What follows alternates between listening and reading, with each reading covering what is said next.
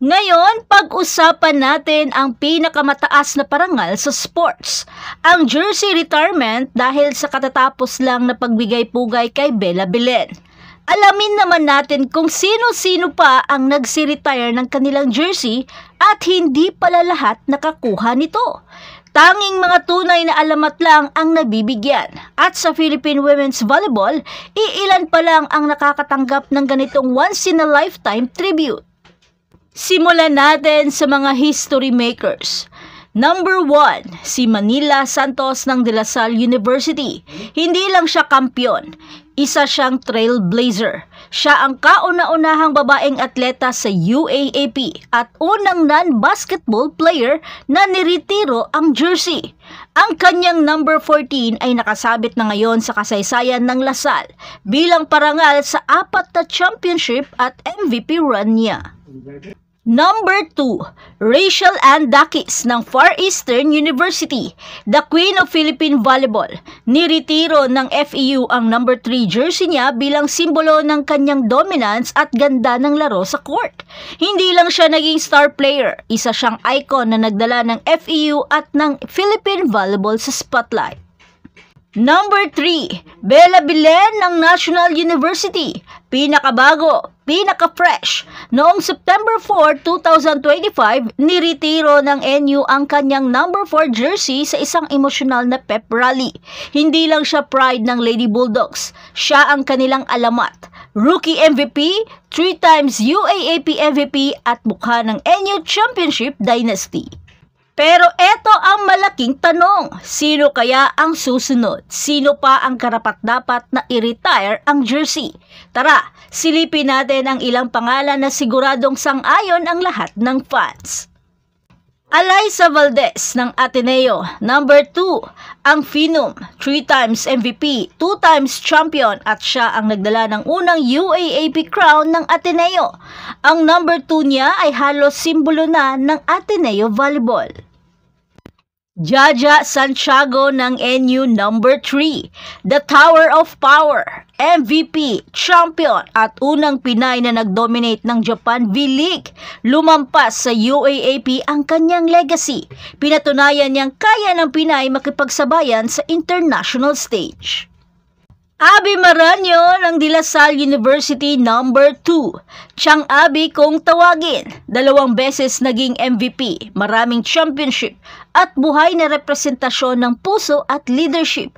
Kung may lady spiker spirit, siya na yon.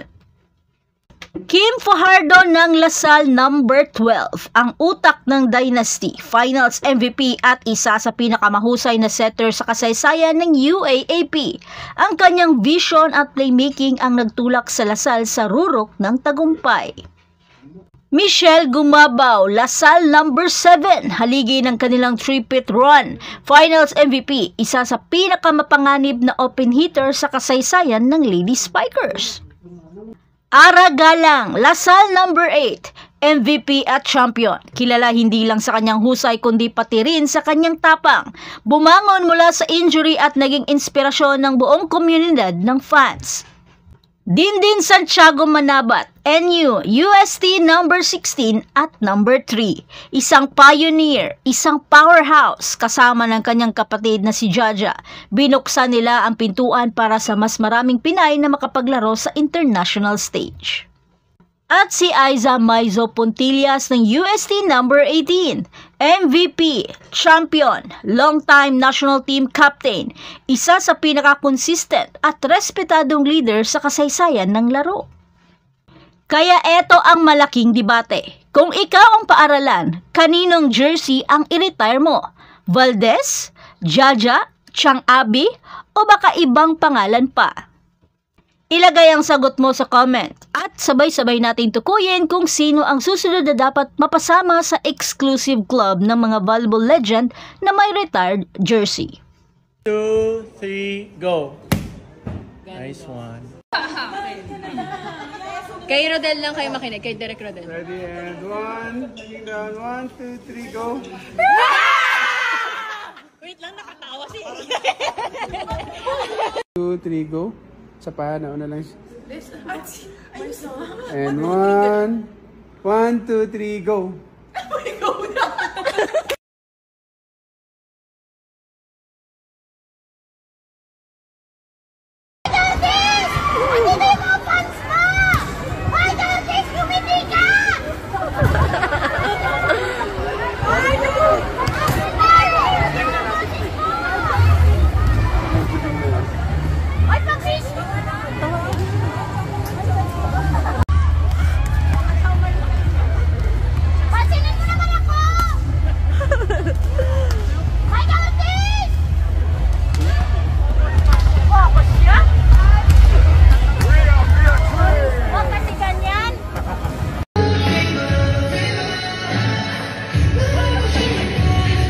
One, two.